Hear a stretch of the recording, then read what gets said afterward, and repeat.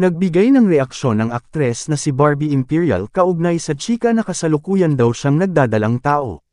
Sa isang Facebook post kasi ng Showbiz Finds, ay makikita roon ang ulat na nagsasabing umamin na raw si Barbie kay Asia's King of Talk, Boy Abunda na siya ay buntis at si Richard Gutierrez ang ama. Ang nakakaloka, sa kabila ng kawalan ng matibay na ebidensya ng naturang post ay maraming netizens ang naniniwala rito at binash agad ang aktres nang hindi muna inaalam ang totoo. Kaya sa pamamagitan ng isa ring Facebook post, pinabulaanan ito ni Barbie at umapila na tulungan siyang i-report ang naturang Facebook page. This page is posting lies and things that I never said. Please report. Report Showbiz Finds mga Oregon patabang pla, saad ni Barbie. Hirit pa niya sa comment section, lahat ng nag-report magkakajowa.